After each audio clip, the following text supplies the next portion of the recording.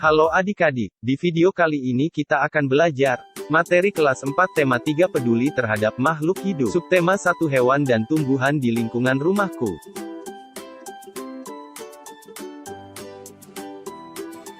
Adik-adik, sekarang kita belajar mata pelajaran PPKN dengan materi hak dan kewajiban dalam memanfaatkan tumbuhan. Tumbuhan merupakan makhluk hidup ciptaan Tuhan yang banyak bermanfaat bagi manusia. Manfaat tersebut diartikan menjadi hak manusia terhadap tumbuhan. Tanaman memiliki peran penting dalam kehidupan manusia. Tanaman menyediakan berbagai banyak manfaat bagi kehidupan manusia. Manusia memiliki hak atas pemanfaatan tanaman, misalnya, mendapatkan lingkungan yang bersih dan nyaman, menikmati oksigen dan segarnya lingkungan, mendapatkan protein nabati, serta menikmati hasil dari tumbuhan. Menghirup udara bersih. Sementara itu, kewajiban manusia terhadap tumbuhan adalah menjaga kelestarian tumbuhan, di antaranya dengan tidak menebang pohon sembarangan, menanam kembali tanaman yang telah dimanfaatkan, tidak merusak habitat asli tumbuhan. Merawat tumbuhan. Adik-adik, oleh karena itu, kita harus menjaga dan melestarikan alam sekitar, supaya alam tidak cepat rusak. Jika alam sekitar rusak, kita akan rugi, karena tidak dapat lagi menikmati manfaatnya.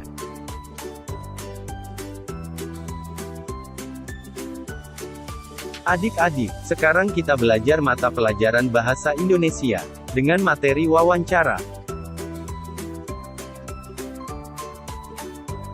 Wawancara merupakan percakapan antara dua orang atau lebih dan berlangsung antara narasumber dan pewawancara. Tujuan dari wawancara adalah untuk mendapatkan informasi yang tepat dari narasumber yang terpercaya. Pewawancara adalah orang yang mengajukan pertanyaan-pertanyaan pada orang yang diwawancarai. Sedangkan narasumber adalah orang yang memberikan informasi dalam kegiatan wawancara. Bagaimanakah langkah-langkah melakukan wawancara? Langkah-langkah yang harus diperhatikan sebelum melakukan wawancara kepada narasumber sebagai berikut. 1. Buat jadwal atau janji dengan narasumber yang meliputi kapan dan di mana wawancara akan dilakukan. 2. Siapkan topik wawancara. 3. Siapkan pertanyaan-pertanyaan yang akan ditanyakan kepada narasumber. Beberapa ciri-ciri pertanyaan yang baik untuk kegiatan wawancara sebagai berikut. A. Pertanyaan sesuai dengan topik yang dibicarakan. B. Menggunakan bahasa yang baik dan benar. C. Tidak memberikan pertanyaan di luar topik atau bidang narasumber. D. Kalimat pertanyaan harus jelas atau tidak rancu. E. Tidak mengandung kalimat yang menyinggung salah satu pihak. F. Intonasi berbicara tidak terlalu cepat dan tidak terlalu lambat. 4. Siapkan alat pencatat atau perekam dan memastikan berfungsi dengan baik. 5. Gunakan pakaian yang sopan dan rapi. 6. Lakukan wawancara sesuai dengan susunan daftar pertanyaan yang direncanakan. Daftar pertanyaan wawancara mengandung unsur 5W+1H. 5W+1H adalah sebuah singkatan dari what, apa, who, siapa, where, di mana, when, kapan, why, mengapa, dan how, bagaimana. Bahasa yang digunakan saat melakukan wawancara harus baik dan benar, tepat sasaran, pertanyaan yang diajukan mampu menggali lebih banyak informasi. 7. Ucapkan terima kasih setelah selesai wawancara. Adik-adik, sekarang kita belajar mata pelajaran IPA dengan materi masalah keseimbangan lingkungan dan bagian-bagian tumbuhan. Keseimbangan lingkungan dapat terwujud apabila terjadi keselarasan dan keseimbangan antara komponen biotik dan abiotik. Faktor yang menyebabkan perubahan keseimbangan lingkungan secara umum dapat dikelompokkan menjadi dua, yaitu 1. Faktor alami. Faktor alami yang menyebabkan perubahan keseimbangan lingkungan adalah peristiwa alam. Peristiwa alam ada yang menimbulkan bencana disebut bencana alam. Bencana alam tersebut terjadi secara alami dan tidak disebabkan oleh kegiatan manusia. Contohnya letusan gunung berapi, banjir, tanah longsor, kebakaran hutan, badai, dan tsunami. 2. Faktor manusia. Dalam memenuhi kebutuhan hidupnya, seringkali manusia menyebabkan perubahan keseimbangan ekosistem. Berikut beberapa kegiatan manusia yang memengaruhi keseimbangan ekosistem. A. Penebangan pohon-pohon di hutan secara liar. B. Pembakaran hutan berakibat terbunuhnya hewan. C. Perburuan hewan hutan secara sembarangan. D. Kegiatan pertanian memakai pupuk buatan secara berlebihan. E. Penggunaan insektisida buatan. F. Membuang sampah dan limbah secara sembarangan. Bagian-bagian tumbuhan. 1. Akar. Akar berada di dalam tanah. Akar berguna untuk menyerap air dan unsur hara serta menyimpan cadangan makanan. Akar juga berguna untuk menunjang berdirinya tumbuhan. 2. Batang. Batang berfungsi sebagai tempat munculnya daun, bunga, dan buah. Berfungsi untuk mengedarkan mineral dan air yang diserap akar.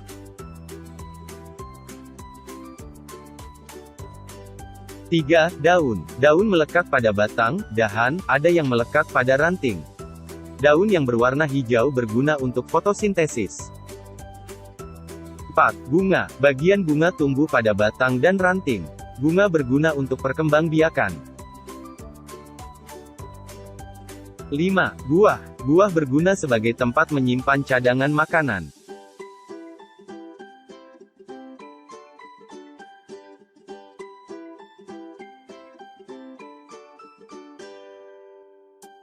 Adik-adik, sekarang kita belajar mata pelajaran IPS dengan materi ketampakan alam dan pemanfaatannya. Coba kamu amati sekeliling lingkungan tempat tinggalmu.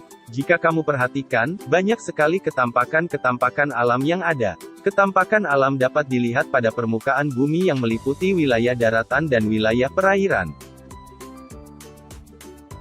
1. Wilayah daratan. Wilayah daratan adalah bagian permukaan bumi yang tidak digenangi air atau berbentuk padat.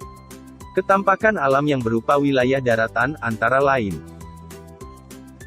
A. Gunung.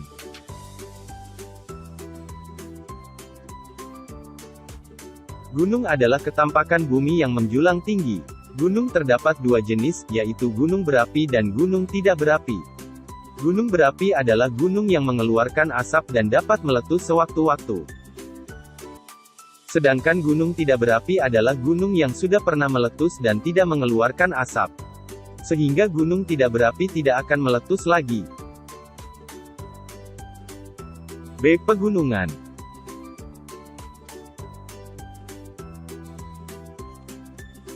Pegunungan adalah daerah berbukit-bukit yang memanjang.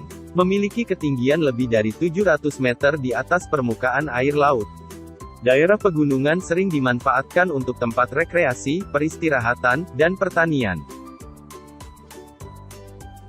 C. Dataran rendah.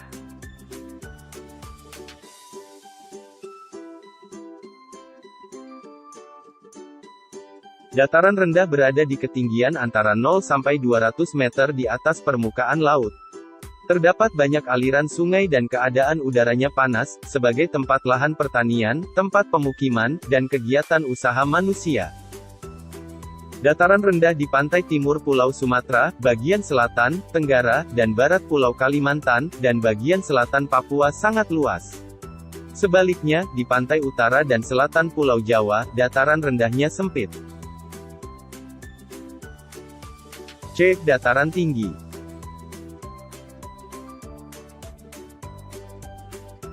Dataran tinggi memiliki ketinggian lebih dari 400 meter di atas permukaan laut. Keadaan udara di dataran tinggi sangat cocok untuk tanaman hortikultura. Selain itu, dataran tinggi dapat dimanfaatkan sebagai daerah wisata. Contoh dataran tinggi yang ada di Indonesia, antara lain Dataran Tinggi Dieng di Jawa Tengah, Dataran Tinggi Priangan di Jawa Barat, Dataran Tinggi Pantai.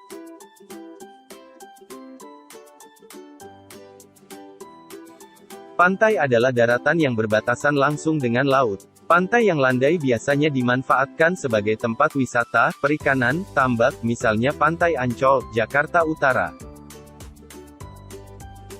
Sedangkan pantai yang terjal biasanya terdapat goa-goa yang dihuni burung walet, misalnya pantai-pantai di Pacitan dan Jawa Timur. 2. Wilayah perairan. Wilayah perairan adalah bagian permukaan bumi yang digenangi air. Berikut, ketampakan alam yang berupa wilayah perairan. A. Sungai.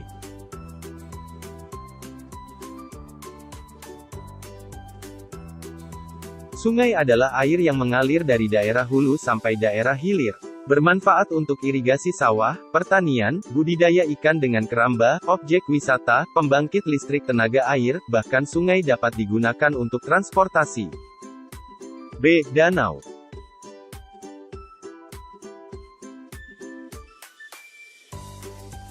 Danau adalah genangan air yang sangat luas yang dikelilingi oleh daratan. Danau alami terbentuk karena proses alam, misalnya bekas letusan gunung berapi. Adapun danau buatan disebut waduk atau bendungan. Bermanfaat untuk irigasi sawah, pertanian, budidaya ikan, objek wisata, dan pembangkit listrik tenaga air. C. Laut.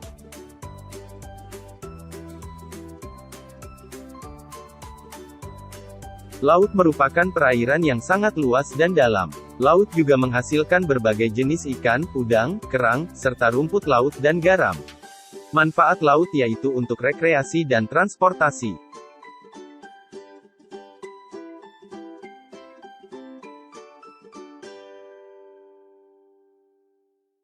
Adik-adik, sekarang kita belajar mata pelajaran seni budaya dan prakarya, dengan materi karya seni rupa tempel kolase. Kolase adalah kegiatan menempel potongan-potongan kecil berbagai macam benda seperti potongan kertas, kain, kaca logam atau kain yang direkatkan pada suatu permukaan sehingga membentuk desain atau rancangan tertentu. Contoh gambar kolase ayam dari biji-bijian. Bahan yang dapat digunakan untuk kolase antara lain daun kering, biji-bijian, kerang, kain flanel, atau kain perca. Dalam satu karya seni kolase terdapat banyak bahan yang ditempel. Komposisi material bahan yang berbeda benda ini akan memberikan keindahan pada karya seni kolase.